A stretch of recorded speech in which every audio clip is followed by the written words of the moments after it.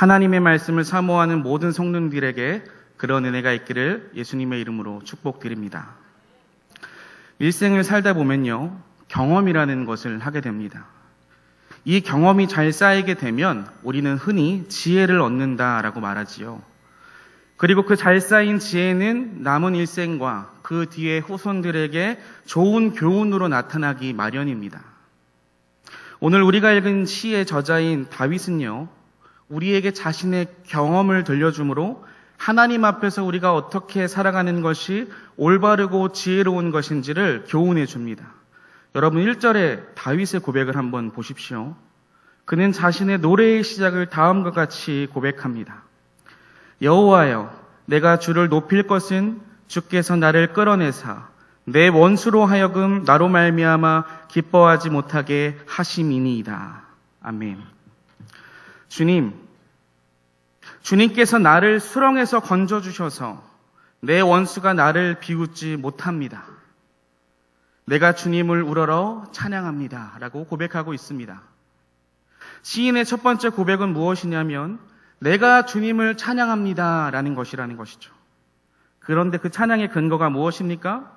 주님께서 나를 건져내셨다라는 것입니다. 나를 구원해 주신 하나님을 찬양합니다. 라고 말하고 있다라는 것이죠. 어떤 일인지는 고백하지 않으나 다윗은 자신이 헤어나오기 힘든 고난을 겪고 있었음을 우리에게 지금 말하고 있는 것이지요. 그 고난으로 인해 원수들이 자신을 비우는 상황이 벌어지게 되어 자신의 고통이 더욱 가중되고 있다라고 이야기하고 있는 것입니다. 그런데 그런 자신을 하나님께서 구해주셨다라는 것입니다. 그래서 원수의 비웃음에서 내가 건져냄을 받았다라는 것입니다. 나를 구원하신 하나님을 높인다라는 것이지요. 하나님이 그러셨지요. 나를 구원해 주셨지요. 내가 하나님 덕분에 원수들 앞에서 조롱을 면할 수 있었습니다. 하나님 감사합니다. 하나님을 찬양합니다. 라고 자신의 경험을 통해 하나님께 감사와 찬양의 노래를 드리고 있는 것입니다. 이러한 고백은 3절에서도 고백되고 있는데요.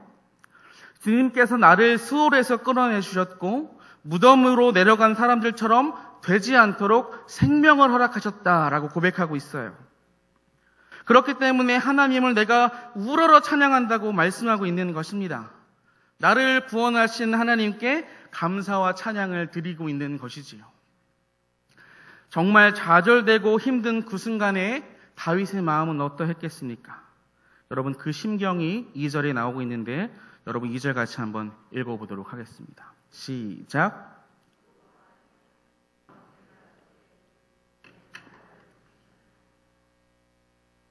뭐라고 고백하고 있습니까? 주님, 나의 하나님, 내가 주님께 부르짖었더니 주님께서 나를 고쳐주셨습니다. 여러분 세번역 성경을 보니까요, 부르짖었으니라는 표현이 울부짖었다라고 고백하고 있어요. 다윗은 왜 울부짖었습니까? 이 고백은 다윗의 심경을 한 문장으로 요약해주고 있습니다. 주님, 내가 주님께 울부짖을 정도로 내가 고통스럽습니다. 그렇게 이야기한 것이죠. 그러자 하나님의 응답은 무엇이었습니까? 하나님께서 다윗의 울부짖음을 외면하지 않으시고 그를 고쳐주셨다는 것이, 그것이 다윗이 하나님께 감사의 노래를 드리는 이유이라는 것이죠. 사랑하는 성도 여러분, 우리 하나님은 선하시고 인자하심이 영원하신 분이십니다. 믿으십니까? 하나님은 우리를 구원하시기를 기뻐하시는 하나님이십니다. 우리를 고치시고 죽음의 문턱에서 우리를 건져내시는 하나님 되십니다. 결국에는 우리도 다윗처럼 하나님의 구원하심에 대한 감사의 노래를 주님께 올려드릴 것입니다. 우리가 신앙하는 하나님은 이처럼 우리를 사랑하는 자녀로 대하신다라는 것이에요. 끊임없이 은총으로 우리를 붙들고 계시며 사랑과 긍휼하심으로 우리를 대하십니다. 때로 잘못하면 매를 들면서 우리에게 벌을 주시는 것도 그러한 이유이기 때문이겠죠. 하나님의 자녀답게 잘 자랄 수 있도록 우리를 지도하신다라는 것입니다. 신명기 28장 58절에서 59절 이렇게 고백합니다. 당신들이 이 책에 기록된 율법의 모든 말씀을 성심껏 지키지 않고 주 당신들의 하나님의 영광스럽고 두려운 이름을 경외하지 않으면 주님께서 당신들과 당신들의 자손에게 큰 재앙을 내리실 것입니다. 그 재난이 크고 그치지 않을 것이며 그 질병이 심하고 오래 계속될 것입니다. 여러분, 욥기 5장 17절에서 18절은 이렇게 고백합니다. 볼지어다 하나님께 징계받는 자에게는 복이 있나니 그런즉 너는 전능자의 징계를 업신여기지 말지니라. 하나님은 아프게 하시다가 싸매시며 상하게 하시다가 그의 손으로 고치시나니. 아멘. 주님께서는 이렇게 그의 사랑하는 자들에게 벌을 주시기도 하고 고치시기도 하시는 분이십니다. 우리는 이 사실을 기억해야 될 줄 믿습니다. 오늘 본문의 다윗도 이와 같다라는 것이죠. 우리는 오늘 본문 6절과 7절을 통해 왜 다윗이 이런 깊은 고난과 환난을 당했는지를 알 수 있습니다. 그가 하나님 앞에 벌을 받고 있다는 것입니다. 그는 어쩌다 하나님 앞에서 벌을 받게 되었습니까? 우리 다 같이 6절을 같이 한번 읽어보도록 하겠습니다. 같이 읽겠습니다. 내가 형통할 때에 말하기를 영원히 흔들리지 아니하리라 하였도다. 아멘. 다윗이 이렇게 깊은 고난과 환난을 당하게 된 이유에 대해서 회상하며 지금 말하고 있는 거예요.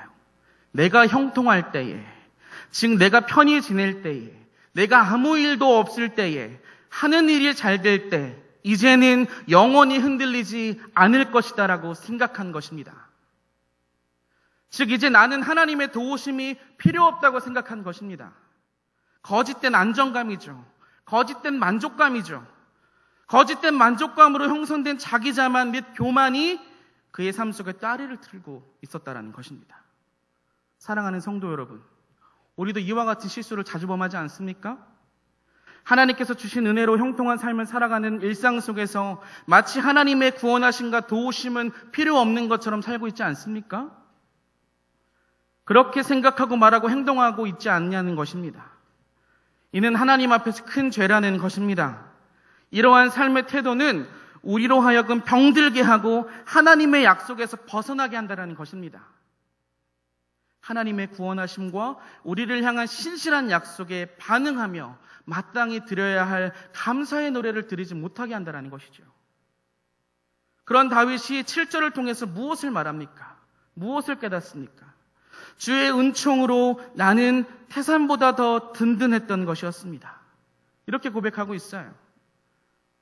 하나님 없이도 나는 평안할 것이다 생각했던 다윗이 무엇을 깨달았냐면 주님이 나를 지켜주셨던 것이군요. 주님께서 나를 외면하시자 나는 두려움에 빠져버렸습니다. 라고 7절을 통해서 고백하고 있습니다. 왜 두려움에 빠졌을까요? 시편 4편 7절과 8절에서 다윗은 다음과 같이 고백합니다. 주께서 내 마음에 두신 기쁨은 그들의 곡식과 새 포도주가 풍성할 때보다 더하나이다. 내가 평안히 눕고 자기도 하리니 나를 안전히 살게 하시는 이는 오직 여호와이시니이다. 아멘. 하나님, 내가 하나님의 도우심을 잊고 살아갔습니다. 나의 모든 것을 순전히 하나님께서 은총으로 붙잡은 것인데 내가 교만하여 하나님과 상관없이 살았습니다. 다윗은 그때 일을 회상하면서 말하고 있는 것이에요. 내가 주님을 신뢰할 필요가 없다고 생각했구나. 그 사실을 애통하면서 고백하고 있다는 것입니다. 사랑하는 성도 여러분, 다윗이 이것을 깨닫자마자 곧바로 했던 행동이 무엇입니까? 8절과 9절에서 나오고 있어요. 우리 같이 한번 읽어볼까요? 8절과 9절입니다. 여호와여, 내가 주께 부르짖고 여호와께 간구하기를 내가 무덤에 내려갈 때에 나의 피가 무슨 유익이 있으리요? 진토가 어떻게 주를 찬송하며 주의 진리를 선포하리이까? 아멘. 어떻게 합니까? 주님, 내가 주님께 부르짖습니다. 주님께 은혜를 간구합니다. 주님, 제가 죽는 것이, 내가 죽어 무덤에 던져지는 것이 주님께 무슨 유익이 있겠습니까? 한 줌의 티끌이 주님을 찬양할 수 있습니까? 한 줌의 흙이 주님의 진리를 전파할 수 있겠습니까? 라고 하나님께 부르짖고 있는 거예요. 다시 한번 은혜를 구하고 있는 것입니다. 사랑하는 성도 여러분, 구약에서는 죽은 자는 하나님을 찬양할 수 없어요. 그것을 말하고 있다는 것이죠. 여러분, 이중적인 의미가 있는 것입니다. 이 땅에서 생명이 다한 사람이 어떻게 이 땅에서 하나님을 찬양할 수 있겠습니까? 그러나 여기서의 죽음은 그런 의미보다 구원받은 자로서의 즉 산자의 찬양을 말하고 있는 것이에요. 여러분, 이사야 38장 17절 19절 이렇게 고백합니다. 보옵소서, 내게 큰 고통을 더하시는 것은 내게 평안을 주려 하심이라. 주께서 내 영혼을 사랑하사 멸망의 구덩이에서 건지셨고 내 모든 죄를 주의 등 뒤에 던지셨나이다. 스올이 주께 감사하지 못하며 사망이 주를 찬양하지 못하며 구덩이에 들어간 자가 주의 신실을 바라지 못하되 오직 산자 곧 산자는 오늘 내가 하는 것 같이 주께 감사하며 주의 신실을 아버지가 그의 자녀에게 알게 하리이다. 아멘. 산자의 특권은 하나님을 찬양하는 것입니다. 믿으십니까? 산자의 의무는 하나님께 감사의 노래, 즉 찬양을 드리는 것입니다. 그것이 우리의 존재하는 목적인 것이지요. 이런 의미에서 다윗이 외치고 있는 것입니다. 10절의 다윗의 모습을 보세요. 이렇게 외치고 있어요. 여호와여 들으시고 내게 은혜를 베푸소서. 여호와여 나를 돕는 자가 되소서 하였나이다. 아멘. 다윗의 태도가 지금 바뀌었죠. 6절에서는 무엇을 말했습니까? 주님 도우심 없이도 살 수 있겠다 라고 생각했던 다윗이 10절에 와서는 주님 나를 돕는 자가 되어 주옵소서, 이렇게 고백하고 있는 것입니다. 자기 중심적인 태도에서 하나님을 의지하는 자로 세워지는 것을 성경은 보여주고 있는 것입니다. 하나님의 도움과 긍휼이 절대적으로 필요한 것임을 깨닫고 참여하며 돌이킨 것이 바로 다윗의 삶을 통해서 우리가 교훈을 받아야 될 내용이라는 것이죠. 그러자 하나님께서 그를 어떻게 바꿔주셨습니까? 11절에 보면 모든 표현이 다시 완료형으로 바뀌어요. 주님께서 내 인생에 개입하셔서 내 슬픔을 기쁨의 춤으로 바꿔주셨고 배옷, 즉 슬픔의 상복을 버리고 기쁨으로 띠띠우셨다. 즉 축제 복장으로 바꾸어 주셨다는 것입니다. 기쁨이 절정으로 치닫고 있는 것입니다. 우리가 죽음의 문턱에서 입었던 배옷을 축제의 복장으로 바꾸어 주셨고 슬픔과 통곡을 기쁨의 춤으로 바꾸어 주신 이유가 무엇입니까? 12절을 보면 하나님께서 베풀어 주신 은혜로 잠잠할 수 없기에 주님께 감사의 노래를 드리도록 미래에도 영원토록 하나님께서 주신 기쁨으로 기쁨의 노래를 드리려고 그렇습니다 라고 성경은 기록하고 있는 것입니다. 사랑하는 성도 여러분, 주님께서 나의 인생에 지금 개입하시길 원하십니다. 믿으십니까? 나의 울부짖음을 들으시고 나를 다시 스올에서 끌어올리시고 무덤으로 내려가지 않도록 나에게 생명을 허락하셨다. 내 영혼이 잠잠할 수 없어서 주님을 찬양합니다라는 그 고백은 하나님께서 나를 향하여 베풀어 주신 은혜와 구원이 있기 때문에 가능한 것이라는 것이죠. 주 나의 하나님께 내가 영원토록 감사를 드립니다 라는 믿음의 고백으로 다윗이 다시 한번 세워졌다는 것입니다. 사랑하는 성도 여러분, 우리는 항상 기억해야 됩니다. 우리가 하나님께 드리는 노래, 즉 찬양과 영광은 우리를 구원하시는 하나님에 대한 우리의 감사의 노래여야 하는 것입니다. 우리가 인생을 살다가 다윗처럼 동일한 실수를 범할 수 있어요. 내 인생이 평안할 때, 내 인생이 크게 문제없이 잘 풀릴 때, 내 인생이 하나님과 상관없이 평탄한 것처럼 느껴질 때, 그때 우리는 하나님의 도우심 없이도 주님을 특별히 신뢰할 필요도 없다고 생각할 수 있습니다. 내 생각과 내 기준으로 인생을 영위해 나가면서 살 수 있다는 것이죠. 혹 습관적으로 그런 사람이 여기 계십니까? 다윗의 교훈을 들으십시오. 하나님께서 그런 다윗을 어떻게 교훈하셨는지를 지금 듣고 깨닫는 은혜가 저와 여러분에게 있기를 예수님의 이름으로 축복드립니다. 지금도 우리를 의로운 능력의 오른팔로 보호하시고 은총을 베풀기를 멈추지 아니하시는 하나님께 마땅히 드려야 할 감사의 노래를 들으시는 인생 되시기를 바랍니다. 혹여나 지금 여러 고통과 고난의 순간을 지나고 계십니까? 그럼 지금 하나님께 다시 한번 울부짖으십시오. 은혜를 간구하십시오. 주님 길을 기울이시고 나의 기도를 들어주소서. 나에게 은혜를 베풀어 주소서. 주님께서 나를 돕는 분이 되어 주옵소서. 그렇게 하나님께 은혜를 구하는 기도를 하나님께 드리십시오. 하나님께서 반드시 다시 한번 우리를 일으키실 것입니다. 이사야서 62장 6절 7절 이렇게 고백하고 있는데 제가 세번역 성경으로 읽어드릴게요. 잘 들어보세요. 예루살렘아, 내가 너의 성벽 위에 파수꾼들을 세웠다. 그들은 밤이나 낮이나 늘 잠잠하지 않을 것이다. 주님께서 하신 약속을 늘 주님께 상기시켜 드려야 할 너희는 가만히 있어서는 안 된다. 늘 상기시켜 드려야 한다. 주님께서 예루살렘을 세우실 때까지 쉬시지 못하게 해야 한다. 또 예루살렘이 세상에서 칭송을 받게 하시기까지 주님께서 쉬시지 못하게 해야 한다. 무엇을 말하고 있습니까? 주님께서 하신 약속을 늘 상기시키라는 것입니다. 기도하시면서 하나님, 주님께서 하신 약속이 있지 않으십니까? 그걸 상기시키는 기도를 매일매일 하는 거예요. 그리고 무엇을 고백합니까? 주님께서 다시 한번 세우실 때까지, 다시 한번 은혜의 손길로 우리를 일으키실 때까지 주님을 쉬시게 하지 못하게 해야 된다는 것은 우리가 하나님께 은혜와 하나님께 은총을 구하는 간구의 기도는 매 순간순간마다 주님께 드려야 된다는 것입니다. 그 기도를 주님께서 기뻐하신다는 것이죠. 왜 그렇습니까? 주님께서는 우리를 구원하시고 우리를 구원하신 그것으로 말미암아 감사의 노래로 칭송받기를 기뻐하시는 하나님이시기 때문입니다. 저와 여러분을 두고 시험하지 않으세요. 우리를 능히 구원하시면서 영원한 하나님의 것으로 우리를 채우실 준비가 되신 분이 하나님이십니다.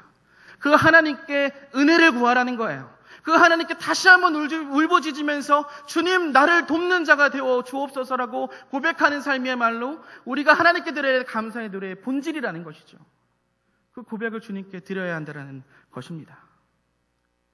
하나님께서 우리의 고통을 기쁨의 춤으로 바꾸실 것입니다. 믿으십니까? 슬픔의 상복을 기쁨의 축제의 옷으로 바꾸어 주실 것입니다. 그리고 우리는 그 하나님께 다시 한번 외칠 것입니다. 호흡이 있는 모든 만물들아, 여호와를 찬양하라. 여호와께 감사하라. 그는 선하시며 인자하심이 영원하시리로다. 그 고백을 주님께서 우리의 입술을 통하여 우리 중심의 고백으로 듣기 원하신다라는 것입니다. 자, 이제 우리가 다시 한번 읽어보아야 될 말씀이 있는데 오늘 설교를 들은 저와 여러분은요, 오늘 읽었던 본문 4절과 5절이 다시 보여야 합니다. 우리 큰 목소리로 다시 한번 4절과 5절을 읽을 터인데 들었던 설교의 내용을 확인하면서 다시 한번 읽어보겠습니다. 시작.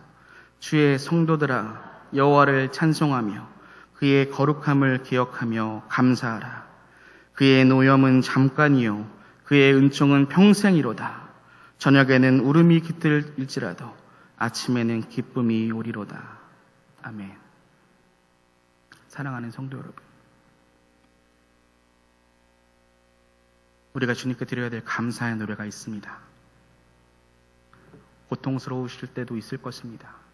고난스러워서 하나님께 나아가기 어려운 그 순간들도 있겠죠. 감사가 내 심령의 고백에서 나오지 않을 그 순간도 있을 것입니다. 그러나 여러분, 기도하지 못해서 답답하십니까? 그렇다면 여러분은 하나님을 오해하고 있는 것입니다. 하나님은 우리를 구원하시기 기뻐하시는 하나님이라는 것입니다. 예수님께서 우리를 찾아오신 이유는 잃어버린 자를 찾으러 오셨다라는 것입니다. 그렇기 때문에 주님께 구하는 것은 나를 구원하시고 나를 도우실 분은 하나님 한 분뿐입니다 라는 믿음의 고백을 통하여서 우리를 구원해 주시고 우리를 도우셔서 고난과 환경을 우리가 뛰어넘었을 때 하나님께서 나를 구원해 주셨지요. 하나님께서 도와주셔서 원수들의 비웃음거리에서 나를 다시 한번 회복시켜 주셨지요. 그 믿음의 고백, 감사의 노래를 주님께서 받기를 기뻐하신다라는 것입니다. 사랑하는 성도 여러분, 그런 인생 되십시오. 하나님께 은혜를 구하시고 감사의 노래를 들으시는 인생을 사모하십시오. 순간순간마다 돕는 은혜를 구하시면서 주의 돕는 은혜를 경험하셨을 때 하나님께 외치십시오. 주님, 나의 돕는 자가 되어주셔서 감사합니다. 주님이 나를 구원해 주셨습니다. 주님이 나를 일으켜 세워주셨습니다. 영원토록 그 구원하신 하나님을 내가 찬양할 것입니다. 그 감사의 노래를 들었을 때 하나님께서 기뻐하실 줄 믿습니다.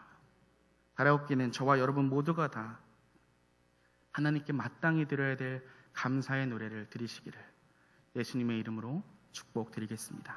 기도하겠습니다.